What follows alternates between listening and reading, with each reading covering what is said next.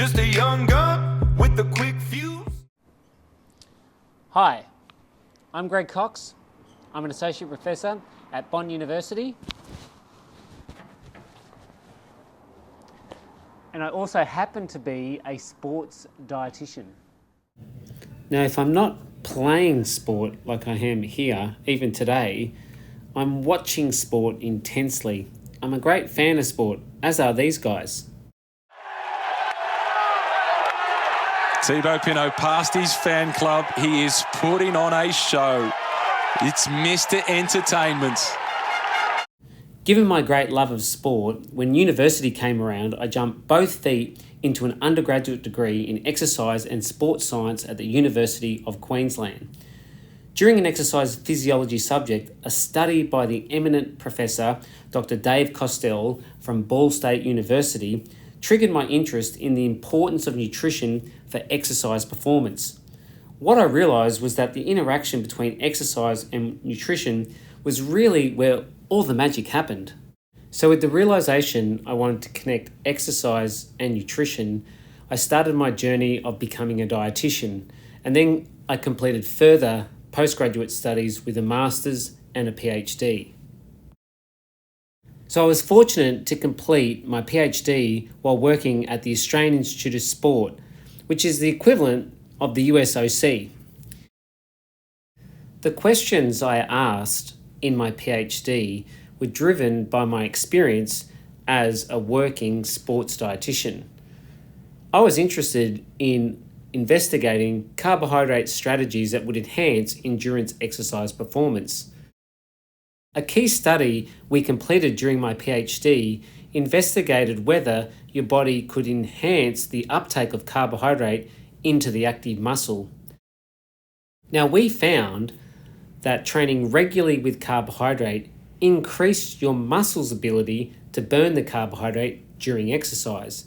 This finding has been incorporated into the most recent sports nutrition guidelines.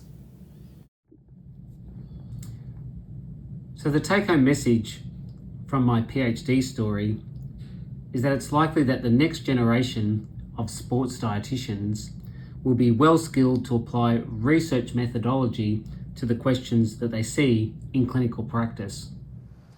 Over my 25 years or more in working in sports nutrition, the model of servicing has become far more complex.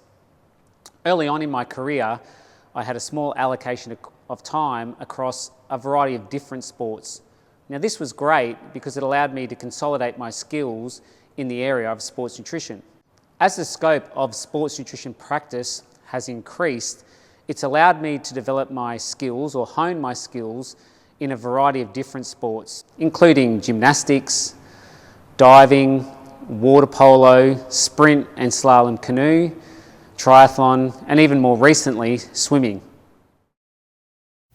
I've always made myself useful in my sports nutrition practice. I've looked or listened for an issue. I've considered the evidence that sits around that issue, and then I've developed a strategy to support performance or health and well-being. I might develop a system or a series of educational resources. For example, with triathlon leading into the Tokyo Olympic Games, we were concerned about the hot and humid conditions the athletes were facing. The science tells us that in hot, humid conditions, the evaporative cooling potential is low. So considering opportunities for pre-cooling are important. So we trialled and then subsequently implemented the use of ice slushies pre-race. We developed a strategy for race day and then communicated this clearly to the athletes. And then we also developed some resources they could use while they travelled the circuit throughout the world. Check out the edited version of my How to Make an Ice Slushie. Okay, to make a slushie for hot weather racing,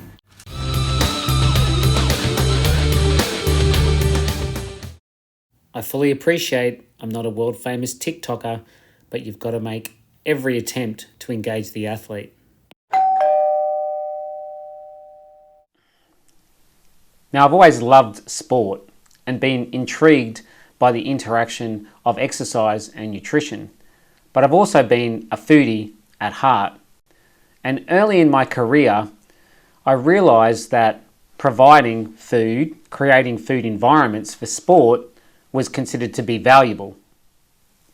The other thing I realised was that the food environment and how you manage the food environment can shift an athlete's dietary intake. Now, you're looking at 2 blocks of cheese, one sliced and one's a whole block. Now, if I provide the block cheese, athletes require a couple of steps. They have to grab a knife, grab a chopping block before they can engage with the food. The sliced cheese, on the other hand, they can eat straight from the fridge.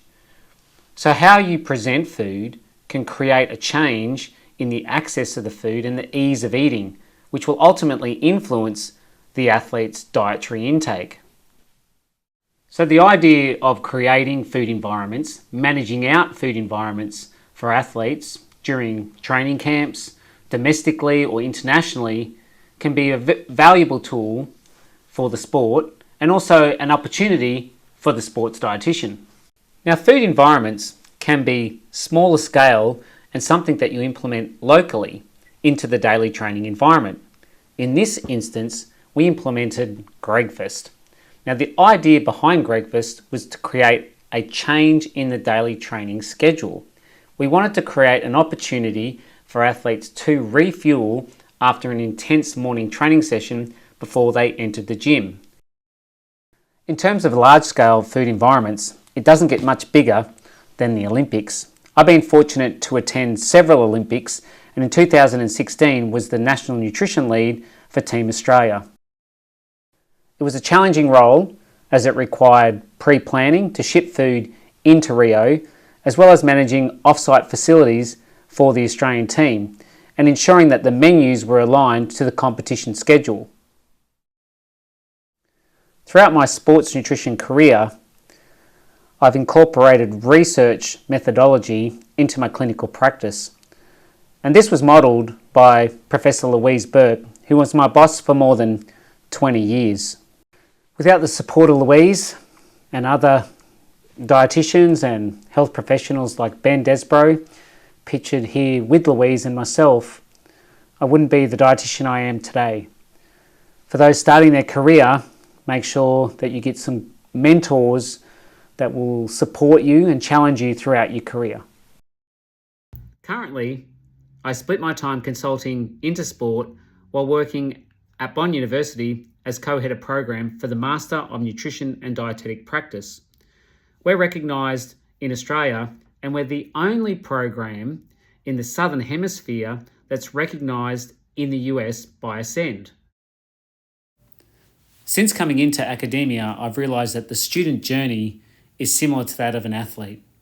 Minor assessments, minor competitions, major assessments, major competitions. The ultimate goal, graduating or having a major win. So to wrap it up, one thing while you're working hard is that you want to have a little fun working as a team and looking for opportunities for success. Okay, so take 47.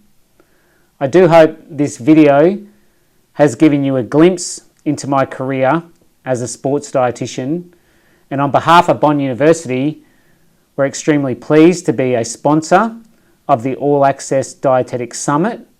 So jump over to Bond's virtual booth at the sponsor area to check us out.